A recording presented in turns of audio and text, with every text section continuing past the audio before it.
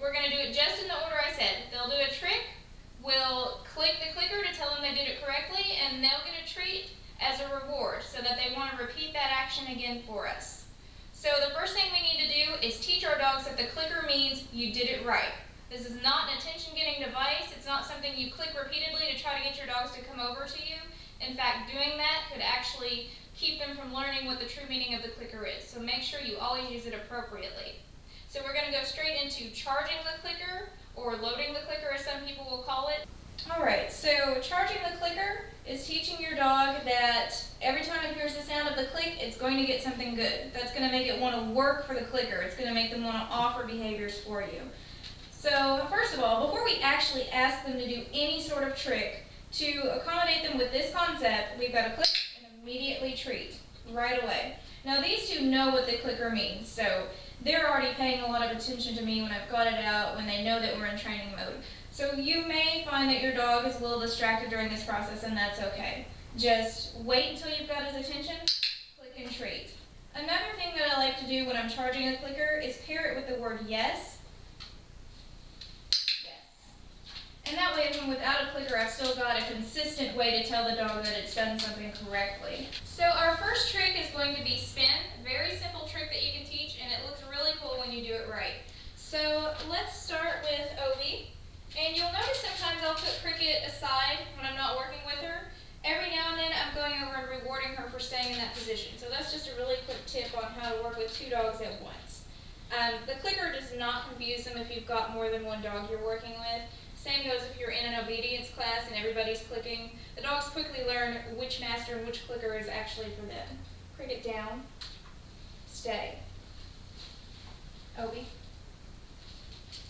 Alright, so with the spin command, very easy, going back to luring, keep your treat by the nose, he's offering a paw, and just kind of pull it around.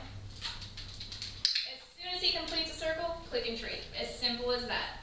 Let's try that again. All the way around. Yes. I'm pairing my click with the word yes. That way we can use either one. Yes. And quickly he catches on to what I want. Very fast. Once you have your dog reliably performing the behavior that you're trying to teach, you can add the verbal command and you can start introducing the actual hand signal. So for my signal for spin, I want to do this, and he's already getting it. It's just an adaptation of the luring. And at the same time, spin. Yes, very good. So Obi's really got the idea of his trick now. Obi, spin. Yes. Once they get really good at a trick, you can fade out the clicker. You don't have to click every single time. You can tell them yes, give them a treat, however you want to do it. The clicker is primarily just to teach a new trick. So the next trick that I want to teach is take a bow or curtsy if you have a female dog.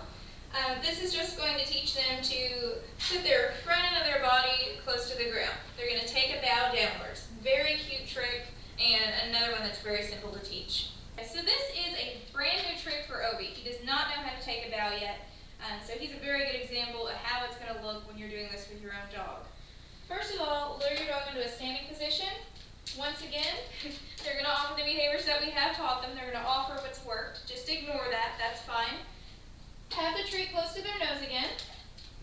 For take a bow, you want to push this treat close to the middle of their front paws. Yes.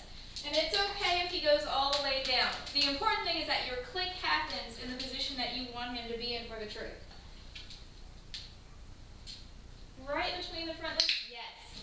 Very good. As soon as it happens. Yes. Repetition is very important. Yes. Obi, take it out. Yes. Good boy. They got it. That's so good. Oh, good boy.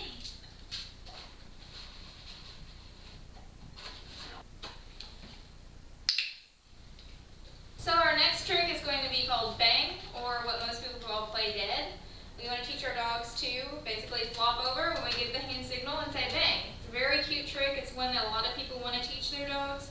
So what I want to point out though is that your dog should know some basic commands before we go into this. Bang is really a combination of a couple of different things. What I usually use when I'm teaching bang is a good down and then luring the dog over into the sideways position. Later on I add a few other variations which involve stay, but for now we'll just stick with the basic flopping over from the down position. Obi down. Yes. Tell him yes just so he knows that's what I wanted. Alright, now back to trying to lure him to his side. Yes. Obi down. Yes. Back to luring him over. Yes. Good job. Good job. Bang. Yes. Again, I'm adding our cue after he's shown that he's understanding what's going on. Bang. Yes. Notice I'm, again, pulling my hand farther and farther away from his nose as I lure him. We don't want to have our hand right up in the luring position every time we ask for this. Obi, bang. Yes. Obi. Obi. Bang. Good boy. So I hope you guys have a great Halloween, and thanks for joining us.